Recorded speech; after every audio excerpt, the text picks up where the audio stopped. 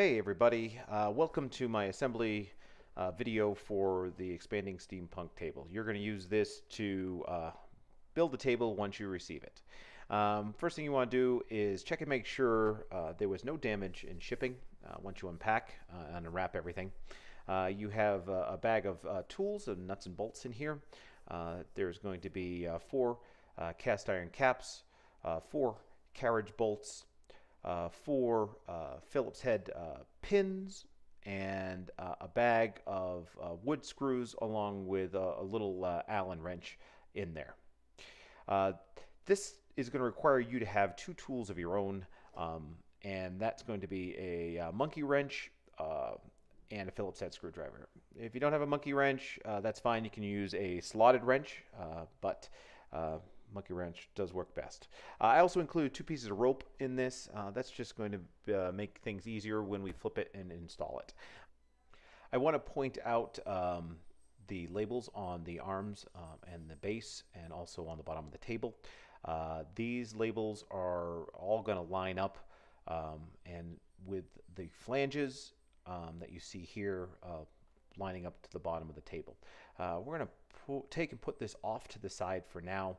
And then these pieces here are what are going to receive the carriage bolts for our adjustment on the arm. So moving this off to the side, we're going to get ready to assemble it. And we're going to assemble this upside down, and then we're going to flip it to put it onto the table itself.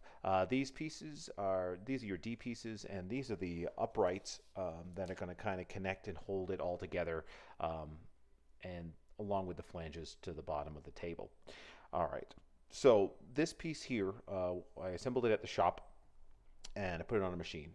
So this is the base piece. It has a sticker that says up, and that is so that you keep that up while you're building it. The first thing we're going to do to get this started is we're going to twist these stems 90 degrees so that they're facing down. As I mentioned, we're actually assembling this upside down before we flip it and we put it on the back of the table. These arms, as they go over, are supposed to be tight. So that's why the wrench is there, just so that you can be able to get them and then put them in place. It doesn't have to be exactly 90 degrees. We will be able to make some adjustments once we get it on the table itself. All right, now that those are in place, we're going to grab our first extension arm here. In this case, it's B1, and we're going to line it up to B1. This is going to tip and point in, and then the stem slides right inside of the cast iron T. In order to hold that in place, that's when you grab that Phillips head pin or screw, and it's threaded, and there's a hole cut into the groove on the cast iron T that this is going to screw into. Let's just put it hand tight for now. We'll put a screwdriver on it later. And we're going to get the A1 arm next, and we'll do the exact same thing. This is going to be a bunch of rinse and repeat here on each section. Just so you know, it is mirrored so that the A1 and the A2 are exactly the same, and vice versa, the B1 and the B2 are also exactly the same. So they're going to be put in on diagonals. Once this is threaded, we're going to use these cast iron caps to hold the assembly together. There's just enough thread on the bottom of these stems for the caps to grab it, and you want to put them in so that they're hand tight, but not overly tight for now. All right, so that feels like it's in good shape. Now grab your T bars, and these are going to go through the cast iron T on the top to the bottom T, and they're going to thread in. It's important at this point to get these bars as tight as possible. I didn't do it in the video, but you should put your wrench on it, and you should tighten them down. And the reason that you want them as tight as possible is so that as the arms are opening and closing, they put pressure on this, and you do not want this to loosen up. So use the wrench on these and tighten them down as much as possible. They don't need to be over tight. They just need to be tight to the point where you can't unthread them by hand. Now the corresponding flanges go above their arms, the A1 above the A1 arm, and the B1 above the B1 arm. These are just going to be hand tight. We're not going to put a tool on that because we do need to make some adjustments to them once they're on the table itself. All right, we're opening up the little screw bag that's there because we're going to need the Allen key, and we're going to assemble the carriage bolts into the handles themselves. And then there's a set screw, and then that's what the Allen key is going to use just to tighten that in and make sure it doesn't move around. There's a black Sharpie mark on these, which is kind of a guesstimation of how much you're going to actually need on those. But that is not necessarily going to be the case always, and you can use the Allen wrench then to make final adjustments once we actually get the tabletop on. So we're going to thread these in all the way until they stop. And all right, and then once those are screwed down, you're going to grab one of those two pieces of rope that I included, and you're going to put it around the outside of the two extension arms. We're going to tie these together because when we flip this, the arms will want to well, gravity is going to want to pull them and extend them open. So we don't want that to happen, and you want to make sure that that rope is pretty tight and the knot's not going to slip. All right. Well, okay. So once we're got that one side done, it's very similar instructions on the other side. You're going to be lining everything up with the A2 and the B2, which are going to be diagonally from their corresponding arms on the other side. And they slip in, and the threaded pin holds it all together. Now that Phillips head screw is basically a motion stop screw, and it only allows this arm to open 90 degrees. So I wanted this to be a very mechanical piece, but the mechanics I wanted to really kind of feel like it was something that was hand built, and it was hand built. So this whole rustic nature of the piece connected to the top, it's meant to be, well, a bit rough. It's meant to squeak. It's meant to have some tension to it. A lot of that, if it does become too much, can be resolved just by putting a little WD-40 on it, or even loosening the screws just a bit. I mentioned on the other side, and I'm going to mention it again because it's important, that even though I did not put a tool on these uprights, you should put a wrench on them and make sure that they're tight. These are going to be what define the height of the table to the base, and so having it as close or tightened similarly as possible to the other side is what's going to really keep the tabletop level. The flanges again are just going to be hand tight because we need to be able to have some motion to those to make the adjustments once we put it on the table in order to line it up with the screw holes that are there. These adjustment handles that we're making now are meant for the leaf in the out position, and they also hold the arms in place in the closed position, which I'll show you. They're going to line up with 4 divots that are on the bottom of the table, and so I'll put those in all the way. And grab that other piece of rope when you are done with this, and then tighten it up. I'm going to lift this in place myself, but I've had quite a bit of experience doing that. I would suggest, if you have someone who can assist you, that you do get someone to help you with tipping this over, just for the sake that it is an awkward piece. Now, we're going to flip it, and you'll see those labels that are on the bottom of the flanges are A2, B2. They are going to correspond to the labels that are on the table, so you want to aim for them and then line them up as much as possible. And there we go. Now we have the piece right. We're going to grab the bag of screws and the Phillips head screwdriver, and we're going to put or connect the base to the top of the table. There are 4 holes that have been pre-drilled here, and you're going to twist that flange until those holes line up. This is why I only wanted it hand tight. I always start by putting 1 screw in each of the flanges just to square off the table, and then I'll go back and I'll put the rest of the screws in. So as you go around, again, line it up, and then put your first set screw in to hold it,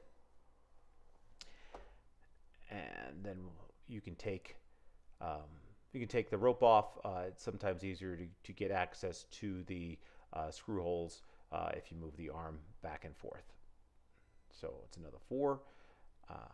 I'm using a screwdriver on this. I think some folks might be tempted to use a power drill, and I advise against that because it is metal on metal, and if you put too much torque on it, the screw heads do have a chance of snapping, in which case you'd have to reset and pre-drill a whole new hole. So it doesn't take too long to hand screw them in, and I suggest that that's the way you do it in this case, and really avoid using a power drill on them. All right, once they're in place, they will pull down a little bit, which is not a problem. You're going to see that there's a divot here on the bottom of the table that lines up with the carriage bolt on the adjustment handle. So I'm going to take and I'm going to put those in place now. And that divot is what holds these arms in place when it's in its closed position and you're actually wheeling it around. So you want to put them tight, but then you don't want them overly tight, or else they're going to damage the bottom of the table. We can make final adjustment on these set screws now. They, again, want to be tight, but if you are feeling that there's too much resistance in the arm or that the arm is not opening, you can loosen these screws a little bit, and then that will allow the arm to open and close. All right, now that we have this side done, we're going to go over to the other side, and we're going to do the exact same thing. This is a nice piece because there's a lot of repetitive. So once you get one down, you're bound to get the others. All right, so we can see how those holes line up right there, and then just twisting the flange is what's going to connect them. I'm not too worried about the flange being overly tight. That's why we didn't put a tool on it, so that we could make the adjustments for the screw holes. And that's because once these screws are into the bottom of the table itself, it really makes the piece incredibly rigid. In fact, in order to get it onto its casters later, I tip it on its end, and all the weight of the table will actually be supported by just two wheels and 2 arms on this piece, just to kind of give you an impression of how strong it is once it's all assembled together. And then, again, take the rope off if you need some help getting the screws in. And here you can see, I had mentioned this earlier, that the carriage bolt is too low and it's scraping against the bottom of the table. So at that point, you're going to take your Allen key and you're going to put it in the set screw and release the handle from the carriage bolt itself. Then, twisting the carriage bolt, you can screw it in, so that's going to reduce the distance, and then just screw it in to the point where it's not scraping and it's not rubbing against the bottom of the table. And then that will prevent any unseemly lines that were to occur over time. And then once you've got the right height, you can set that screw again with the Allen key, and that can happen at any point. Since the wood will expand and contract, you might find that if you're in a high humidity area, at some point you may need to make those adjustments because the wood has expanded or it's moved from its original position. All right, and then just putting the rest of the screws in. It doesn't really take too long. All of the holes have been pre-drilled and then pre-assembled, so they should be fairly easy to put in. You never want to screw them in too tight as to strip the screws, but as long as you don't use a drill or a power screwdriver, that should not be an issue.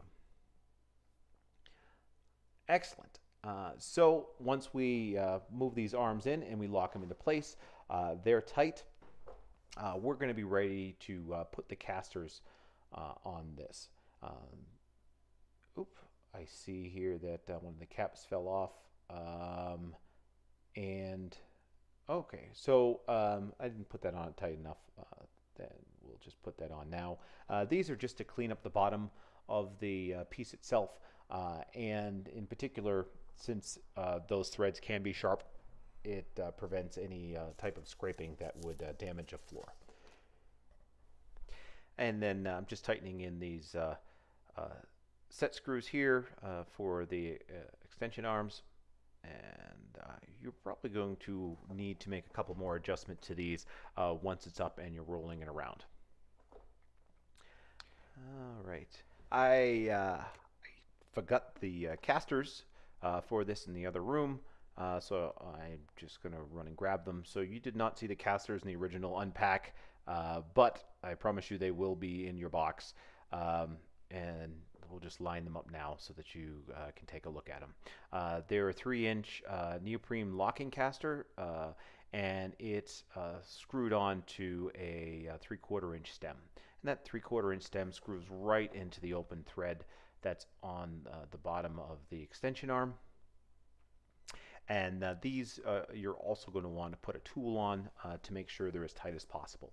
In order to really set the point that these all need to be the same height, you want to use the same amount of pressure or thread on each one, and sometimes that's best done once the table is in its upright position and you get a better sense of how it's sitting on the floor, because you don't necessarily or you're not necessarily able to get everything threaded in properly. So if you do see a little bit of wiggle in the wheels where one is not necessarily on the floor, put your wrench on it then. Now that this is ready to flip, you want to make sure that those extension arms are locked into place. I'm going to flip this myself, and you do so by tipping it up onto one side. These arms are strong enough to support this entire piece. Because I don't have enough room in the space I'm in, I'm just going to pivot it, but if you do have enough room, you don't necessarily have to do this. Using two people will help you just manage the balance of this. Okay, we got the weight on the legs, and then you're just going to tip it to the point where those casters will then flip as they take the weight, and it just rolls and sets on itself. Now these bands can be taken off so that the leaves can be opened. I'm going to let you take a look at the operational video for this in order to see how it does operate, but that's all the instructions we have right there. Thanks for watching, and enjoy your desk.